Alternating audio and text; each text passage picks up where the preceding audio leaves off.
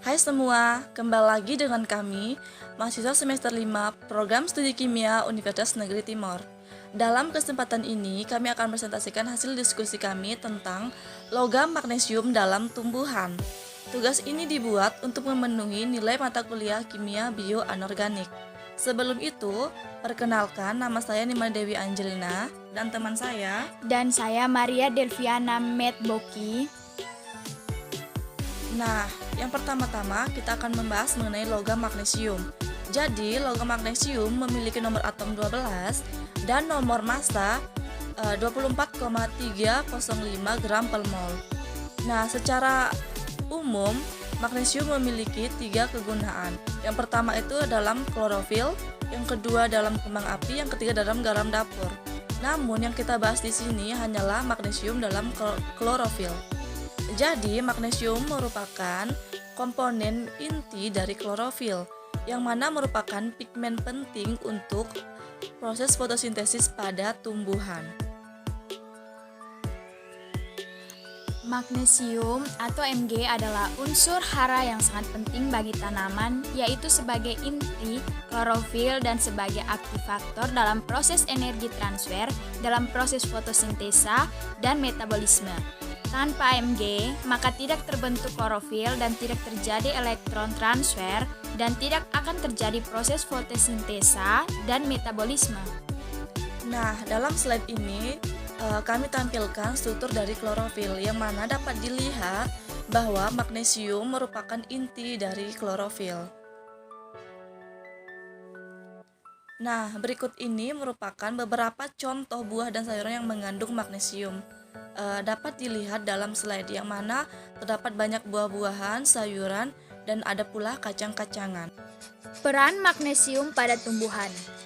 Unsur hara makromagnesium atau Mg merupakan unsur hara esensial yang sangat dibutuhkan tanaman dalam pembentukan hijau daun klorofil dan sebagai kofaktor hampir pada seluruh enzim dalam proses metabolisme tanaman seperti proses fotosintesis, pembentukan sel, pembentukan protein, pembentukan pati, transfer energi serta mengatur pembagian dan distribusi karbohidrat ke seluruh jaringan tanaman.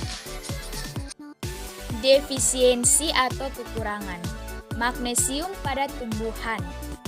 Ciri-ciri kekurangan Mg pada tumbuhan yaitu rendahnya daya tahan tanaman terhadap serangan hama dan penyakit sehingga mengakibatkan tanaman mudah terserang hama dan penyakit. Matinya titik tumbuh pada puncak dan akar tanaman mempengaruhi kemampuan berbuah dan produksinya. Dan kekurangan unsur hara magnesium atau Mg membuat daun-daun tua mengalami klorosis atau berubah menjadi kuning dan tampak di antara tulang-tulang daun sehingga daun-daun mudah terbakar oleh teriknya sinar matahari karena tidak mempunyai lapisan lilin. Karena itu, banyak yang berubah warna menjadi coklat tua atau kehitaman dan mengkerut serta pada tanaman biji-bijian menyebabkan daya tumbuh biji tidak normal. Nah, berikut ini merupakan contoh dari kekurangan magnesium pada daun, yang mana bisa kita sebut dengan klorosis. Jadi, daun yang mengalami klorosis itu adalah daun yang memiliki warna kekuningan dan berbeda dengan warna daun yang normal. Dapat dilihat pada slide. Nah, kemudian kelebihan magnesium pada tumbuhan. Jadi, kelebihan magnesium tidak secara langsung meracuni tanaman atau organisme. Kelebihan magnesium dapat disimpan di vakuola. Kadar magnesium yang tinggi dalam tanah menghambat penyerapan kation yang lainnya, misalnya mengakibatkan kekahatan kalium atau kalsium.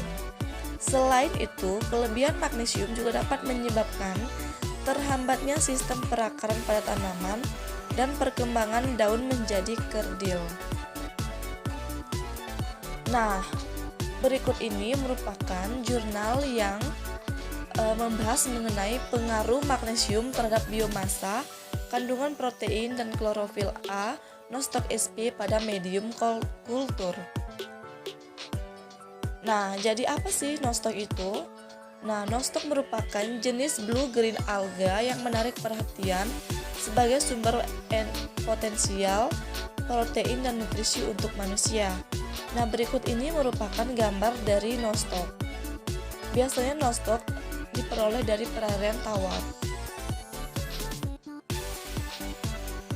Nah, tujuan dari penelitian ini adalah untuk mempelajari pengaruh penambahan berbagai macam konsentrasi magnesium, dalam hal ini digunakan MgSO47H2O pada media kultur Bristol terhadap pertumbuhan, kandungan protein, dan klorofil A. Klorofil A itu berwarna hijau tua, berbeda dengan klorofil B dalam kultur nostoc. Unsur magnesium berperan penting bagi pertumbuhan dan pembentukan protein. Klorofil A dan antioksidan pada sel-sel klorofil yang terdapat pada spesies-spesies cyanobacteria pada umumnya. Selain itu, penelitian ini akan memberikan informasi penting sebagai bahan rujukan bagi peneliti lain yang berkecimpung dalam bidang blue-green alga. Nah, kita masuk ke dalam metode penelitian. Dalam penelitian ini terdapat 4 langkah kerja. Secara umum, yaitu yang pertama, isolasi dan pemurnian koloni nostoc. Jadi, nostoc diambil dari perairan danau, sungai, dan sawah. Kemudian, yang kedua, pembiakan atau kultur nostoc. Nostoc dibiarkan di medium Bristol dengan desain faktorial penuh. Yang ketiga, penentuan kandungan protein. Nah, kandungan protein dihitung berdasarkan metode colorimetric Bridgeport. Yang keempat, penentuan kandungan klorofil A.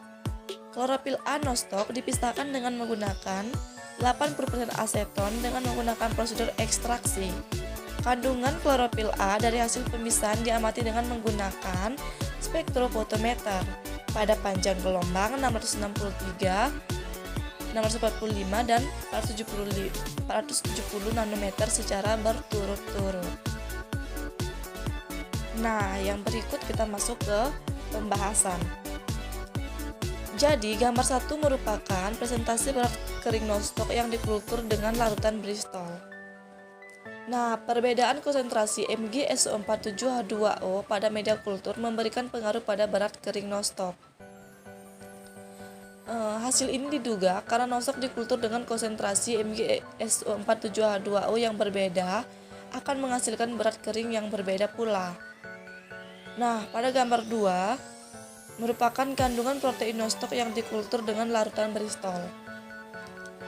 Pada perbedaan konsentrasi MgSO47H2O pada media kultur memberikan pengaruh pada kandungan protein nostoc. Nostoc yang dikultur dengan konsentrasi MgSO47H2O 0,1 gram per liter memiliki kandungan protein terendah pada hasil panen minggu pertama. Sedangkan nilai tertinggi terdapat pada konsentrasi MgSO47H2O sebanyak 0,075 gram per liter untuk minggu ketiga panen.